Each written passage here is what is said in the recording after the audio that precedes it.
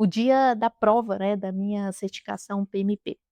30 de março, uma segunda-feira, eu saí, às 5h30 da manhã de Guarulhos, onde eu moro. Estava escuro ainda, coloquei minha mochilinha nas costas, fui pegar o metrô no Tietê, em direção à Vila Olímpia, né, na Pearson, que fica lá na Vila Olímpia. Naquele momento, né, depois de 11 semanas, digamos, de preparação, 16 simulados completos, né, mais de ali umas 120 horas de estudo, eu finalmente sentar ali na cadeira da Pearson, né, para fazer aquela prova, né, era realmente a concretização de todo um plano, né.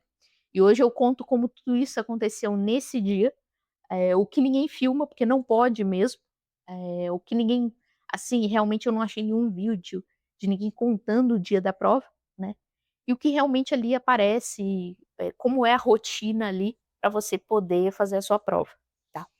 Eu cheguei na Pearson às 7 da manhã.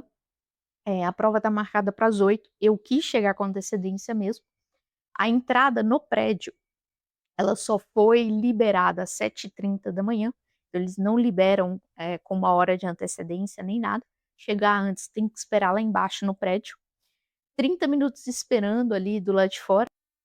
Naquele momento ali que eu estava esperando do lado de fora, tinha outras pessoas também, estavam até estudando, eu não quis estudar, fiquei ali me concentrando, fazendo outras coisas. Quando abriram, né, o processo para subir, foi rápido e preciso. Pediram logo que a gente entrou para desligar o celular, tá. Eu fiz um check-in com meu documento, assinei, tiraram uma foto minha também, guardei tudo que eu tinha no locker, telefone, bolsa, garrafa d'água, brinco, me fizeram até tirar meu brinco minúsculo, mas tirei, relógio, pulseira, sem nada, sem anotação, tá. Pra você poder entrar numa salinha ali reservada para fazer a prova. São computadores que tem tipo baias, assim, sentei na cadeira, coloquei meu headset, me deram, isso me ajuda a concentrar, né, e bloqueia o barulho, não tem um super barulho ali, né, o máximo é um movimento de outra pessoa do seu lado, mas aí me ajuda a concentrar ali no computador, tá. A prova PMP tem 180 questões, dividida em 3 blocos de 60.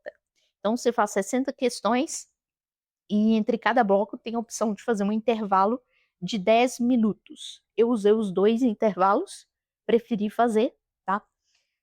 O primeiro bloco de 60 questões eu fiz em aproximadamente 80 minutos, um ritmo controlado, sem pressa, eu estava mais concentrada ali, terminei o bloco, levantei, fui ao banheiro, bebi água, né, comi um chocolate que eu tinha levado, uma barrinha de chocolate que estava lá no meu locker. Preferi chocolate para dar uma energia ali mais rápida, né, porque ainda tinha 2 blocos ali, e não é pesado. Voltei, me revistaram de novo completa, a revista é completa, tá, para entrar na sala, e aí foquei ali de novo. O segundo bloco, que foram mais 60 questões, esse eu fiz mais rápido, acho que eu já estava mais relaxada, já entendi onde tinha que clicar, sabe. Foram cerca de 70 minutos, eu já estava mais no ritmo. O padrão das questões também ele estava mais familiar para mim. Eh, Depois disso, de fazer esse bloco, intervalo de novo, dessa vez eu preferi tomar um suco de uva, banheiro, revista, terceiro bloco, últimas 60 questões, aí eu fiz em 55 minutos, foi o mais rápido assim, não porque eu tive pressa, tá, mas eu acho que o raciocínio já estava fluindo, você já está em outro nível de concentração, tá.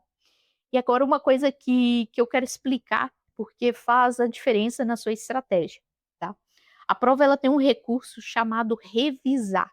Então a cada questão você pode marcar questão para revisar depois. Ele permite que você marque, né, durante o bloco, claro, quando termina o bloco e sai para o intervalo não pode revisar do bloco anterior, e aí você pode voltar nessas questões que você marcou antes de finalizar o bloco. Eu decidi não usar esse recurso, eu fiz direto. Respondi, passei e não olhei para trás, tá. Mas aí vai de cada um. Essa foi uma estratégia que eu usei para não gerar a dúvida da dúvida na minha cabeça. Eh, eu sabia que eu teria uma tendência a questionar demais o que eu tinha respondido, e não revisar foi uma forma de confiar no raciocínio, no que eu treinei, e não entrar em um loop dentro da minha cabeça, tá. Mas isso é individual. Tem pessoas que se saem melhor fazendo a revisão ali ou deixa alguma questão para responder depois. Você precisa saber quem é você e você descobre isso fazendo simulados. 2 ferramentas que eu usei bastante dentro da prova. A prova ela tem uma opção que o simulado não tem de marca-texto digital, que permite destacar, né, palavras-chaves do enunciado e até da própria resposta. Eu usei isso para não perder o fio da questão em perguntas longas, sabe. Ah, se tem essa palavra eu buscava, a correspondente na resposta. E outro recurso é a tradução em inglês. Todas as questões você pode clicar lá em inglês e você vê a pergunta em inglês. Eu usei bastante isso, porque alguns termos técnicos eles fazem mais sentido em inglês do que a tradução em português, então me ajudava. E principalmente nas perguntas que tinham ágil. Eu não sei porque os termos ágeis, para mim, não são bem traduzidos em português, tá. Eu usei bastante esses 2 recursos. Quando eu terminei o terceiro bloco, a tela perguntou se eu queria finalizar o exame, finalizei, e na mesma hora ali, né, claro, saí da salinha da prova, fui pra uma pessoa que está ali na recepção, e aí essa pessoa imprimiu o resultado ali da minha prova ali na recepção, me entregou uma folhinha, na hora eu nem percebi que era o resultado, para mim era tipo um comprovante que eu tinha feito a prova. Aí fui no banheiro, quando eu fui no banheiro eu olhei, realmente fui ler, né, e aí eu vi que tinha passado. Eh E aí um detalhe importante que é como o PMI classifica o resultado, tá. Porque não é uma nota de 0 a 10 ou de 0 a 100, nenhum percentual como é nos simulados. O PMI ele avalia cada um dos 3 domínios da prova: pessoas, processos e ambiente de negócio, em 3 níveis: below target, target e above target.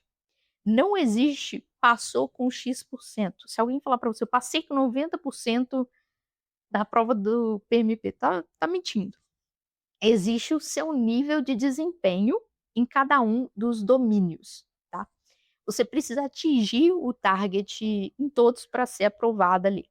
No meu caso, eu passei above target, em todos os 3. Posso colocar aqui na tela para vocês a como é a folha, né, como é o relatório.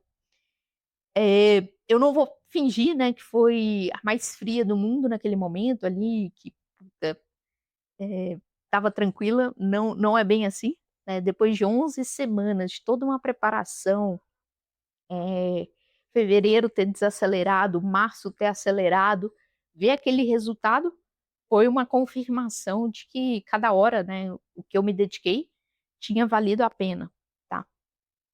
Bom, se você chegou até aqui nessa série, né, obrigada de verdade. São 5 vídeos, esse é o quarto vídeo. Deixe seu like, né, se você está gostando desse conteúdo e compartilha, né, com alguém que está pensando aí em tirar o PMP. Pode ser exatamente assim, digamos, um empurrão ou o que a pessoa está precisando para realmente concretizar ali, esse projeto da certificação. E agora, né, vem a pergunta, né, que fecha basicamente, né, o que mudou depois. Pra fechar a série, né, eu vou responder isso no próximo vídeo. O que vem depois da certificação PMP. Eu ainda a minha certificação, digamos, estou gravando esse vídeo agora em abril, eu tirei a minha certificação em março, no último dia de março.